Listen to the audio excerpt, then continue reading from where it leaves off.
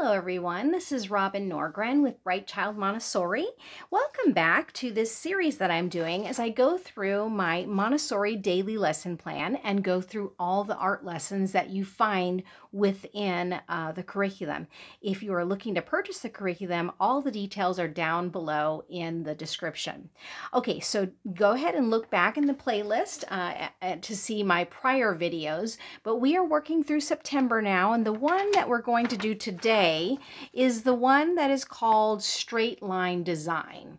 And so what you'll need when you're preparing this for your shelf is you will need a tray with white paper. So here's the white paper.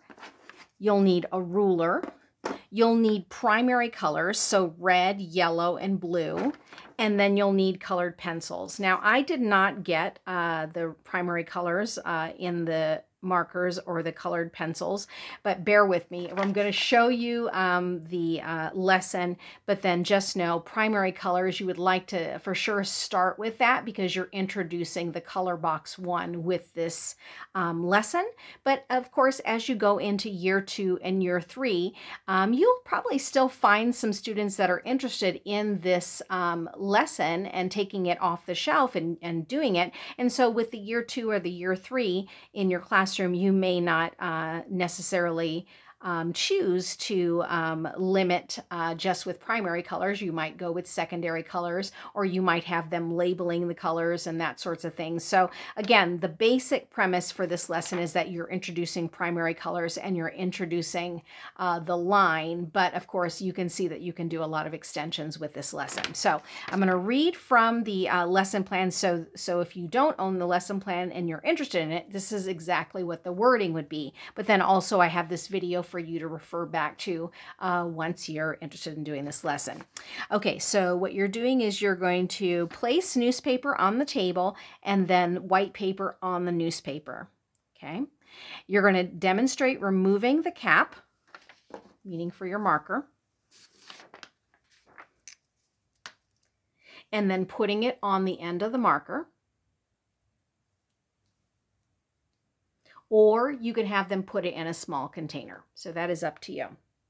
Now you're going to place the ruler any place on the paper, and you're going to hold it in place with one hand. And then you're going to draw along the edge with the marker to make a straight line.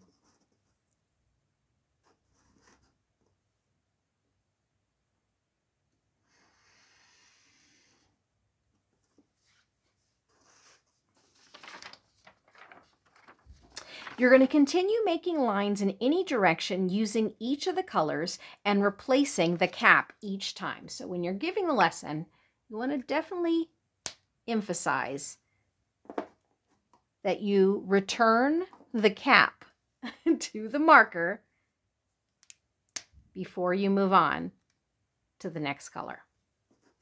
And once you do that initial straight line, they can choose to actually go in any direction that they like.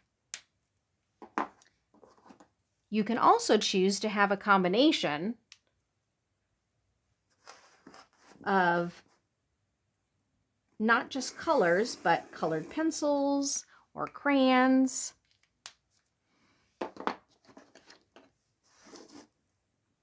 And they can continue on with this process for as long as they like. And so again, especially what I love about reintroducing myself to these lessons is just noticing that this is a very meditative practice, which then introduces that ability to stay with one material and really engage the process. Also that hand-eye coordination, as well as the sounds, the sensorial piece of this lesson, in listening to how each material sounds on the page.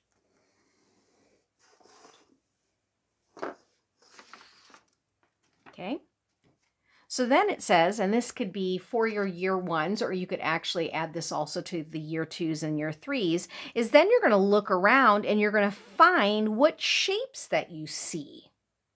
So I can see that in some areas I've created, triangles, but then if you want to add this to the geometric cabinet, you can then invite students to take one of the drawers out of the geometric cabinet and see which of the triangles that they can find in the creation of the lines. So you're finding the shapes that you made, and then you're coloring the shapes with colored pencils or crayons. And then, as I say, for the year twos and the year threes, you might want to make an extension of this and have them label each of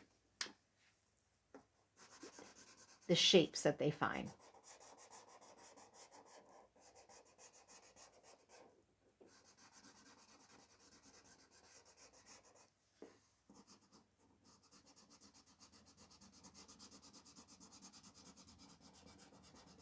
And as you can see, this could be a very long work, just depending on the age of the child or the interest of the child.